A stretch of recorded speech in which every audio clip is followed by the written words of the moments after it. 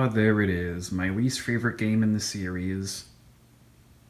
Of the three main games, at least, I'd probably still play this over the Wii version of Galaxies. But at the end of the day, all the Geometry War games are great. This one just so happens to be at my personal lower end. Now, why exactly is that? Well, let's start this review off with... Well, this game has no story, so let's start it off with the gameplay. And well, nothing has really changed here. This is still a fast-action twin-stick arcade shooter, where you need to defeat the randomly spawning never-ending enemies by shooting at them, or if you're overwhelmed, using a bomb to clear the entire screen. And the longer you survive, the more enemies you kill, the higher score you can get. But this is much easier said than done, since just touching an enemy once will kill you. And if you lose all your lives, then it's game over. So yeah, all the main fundamentals that were established in the first game still apply here. So then that leads us to what exactly is new in this game, with the most prominent being how you get your score multiplier to go up, which in the original game it would go up based off of how many enemies you managed to destroy, and it would end up resetting if you died.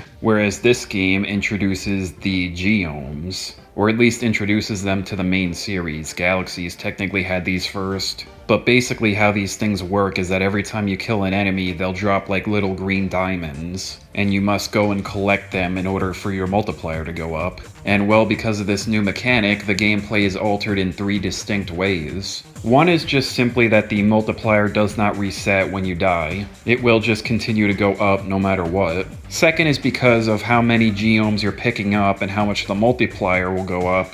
The scores that you're getting are much more higher than they would have been in the first game. Like, it's hard to get over 1 million in the first game, but in this game you should be cruising over 10 million easily. But it is the third factor that is the most important here, since in a way, it fundamentally changes how you play the game. That is because in the first game, you were just simply killing the enemies, and you were trying to do that while trying to keep yourself safe. But in this game, you can't do that anymore. If you want to get higher scores, you need to go out of your way to go into danger zones where you killed the enemies and pick up the geomes, which obviously makes this game significantly more difficult than the previous title, with this added aspect of risk and reward. Alright, that covers the geomes. Now on to the next new thing, which are the 5 new game modes. Yes, alongside the original game mode of Evolved, there is now Deadline, Pacifism, Waves, King, and Sequence, all of which having their own unique playstyles. With Deadline being exactly like Evolved, except now you only have 3 minutes to try and get as much score as you possibly can.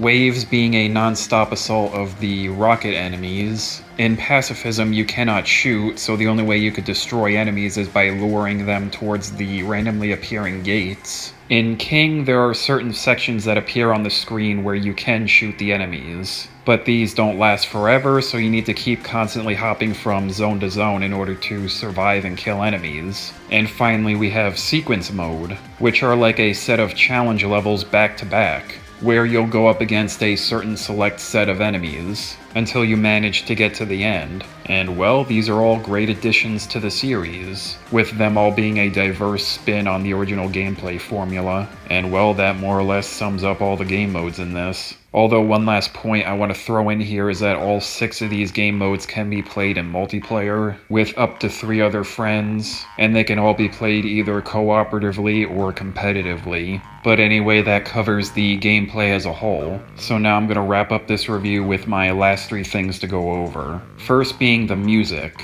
which like the first game is fast-paced electronic music to keep you pumped up and energized while playing, and every game mode has its own music track. And I really love that they react to whatever mode you're in. Like in Deadline, when you're coming close to the end of the timer, it starts getting more intense. Or how it keeps changing in Sequence whenever you beat a sequence. So yeah, that's pretty good stuff all around. And that covers the music, so now on to my next thing here, which is this game's graphics. And well, this game has seemed to double down on the neon styling and effects, with everything just seeming much more brighter than the last game. And well, when it comes to the effects, they're just so over the top now. Like so much to the point that you could actually probably make the argument that they can be distracting. And and lose complete track of where you are. I mean, seriously, people always joke that the first game was the one that causes seizures, but then you play this one and it's like, it's not even a competition. But anyway, that covers the graphics. Now for the last thing to go over with this game, which is my personal reasons why it's one of my lesser favorites. And well, starting off with a continuation of the graphics, I just kinda don't like them. I mean, I like Neon, but this game just goes way too far with them. And the same is with the effects, which I already said are distracting. Second is I think this game is just a bit too difficult, with it seeming like that the enemy spawn rate in this game is so much higher than any other in the series. Although I do get it, this series has been built off of being hard in general, but it's just I feel like this game kinda takes it a bit too far. And I'm glad that they pulled it back a bit in the third game. And finally we have select things about certain game modes that I don't like. Starting off with Deadline, which is just simply I don't like being stopped. Which is to say this game mode is just simply not for me. I don't want to stop once the timer is ended, I want to stop when I die.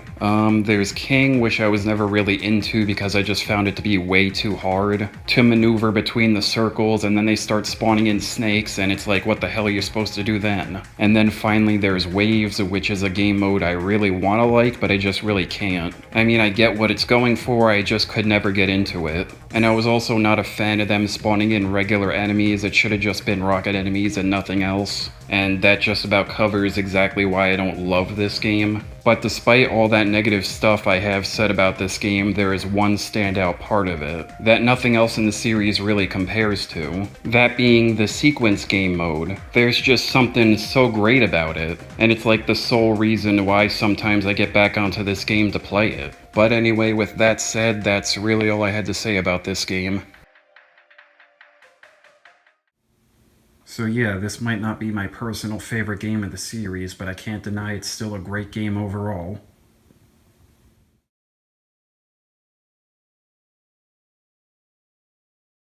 Man, it just sucks to learn that Galaxies preceded this game, and that everything that I thought was introduced in this game or even the next game was actually introduced in that game. But worst of all is just the simple fact that this technically isn't the second game, it's the third one. And the third game in the series is actually the fourth. How annoying.